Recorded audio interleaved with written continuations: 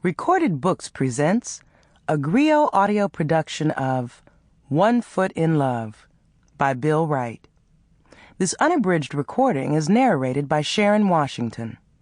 Griot Audio celebrates the best in contemporary African American fiction and nonfiction. This book is copyrighted 2004 by Bil Wright. This recording is copyrighted 2004 by Recorded Books, producer and publisher of Griot Audio. Rowtina Washington is devastated by her husband's death until his spirit returns to her and rekindles their passionate bond. When the visits abruptly end, Rowtina, confused and desperate for answers, is convinced to join the irrepressible Leave Him and Live sisterhood. Upon beginning her journey with these women, she is still shattered by her loss, yet the sisterhood stirs in her once more a hunger for life and all its possibilities. And now, 1 Foot in Love. Chapter 1. Mount Olive Emergency Room. May I help you? Mrs. Terrence Washington, please. It took her by surprise. No one called her Mrs. Terrence Washington, and no one ever called Turtle Terrence. A mother carrying a tiny young boy rushed up to Rowtina's desk, gasping. "My son, he fell. He was standing on a chair watching me cook. I looked away, and before I knew it, he was lying in the middle of the kitchen floor, screaming." Rowtina told her caller to hold on. She paged for immediate transport and an intern. Minutes later, as the child was being whisked away on a gurney, Rowtina picked up the phone again. "May I help you?" "Mrs. Washington?" "Yes, that's right." "This is United Parcel Service. I'm sorry to be making this call, ma'am."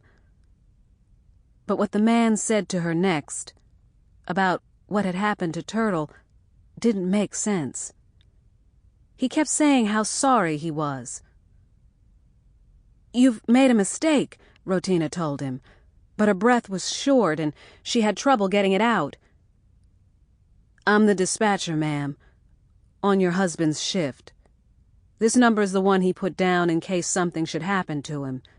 It says Rowtina Washington is the person to be called in the event." The man stopped, then started again. He felt awful about the others, too, he told her. The cashier and the 2 little boys. The whole thing was a damn shame.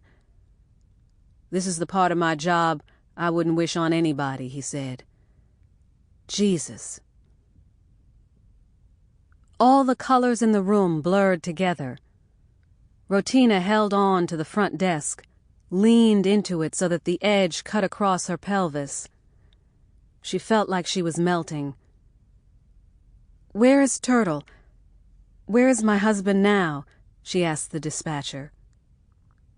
"They took him to St. Teresa's on 173rd Street, to the emergency room." Rowtina knew all about emergency rooms. Sometimes people stayed there for hours, bleeding, having heart attacks, waiting to be paid some attention. If the dispatcher said something after that, Rowtina didn't remember hearing it. She didn't remember yelling to Dina Tamaris, her shift partner, that she had to leave immediately.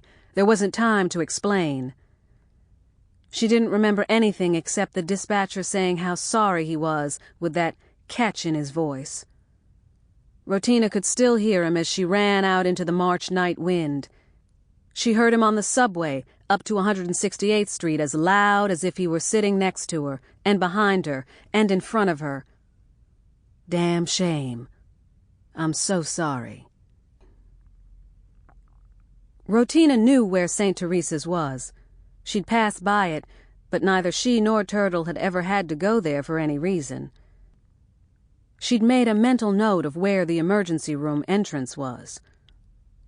She always noticed where they were when she passed hospitals now, just as she wondered how other emergency rooms compared to the one she worked in. Tonight she'd find out about St. Teresa's. It was full. The same as the one... Sample complete. Ready to continue?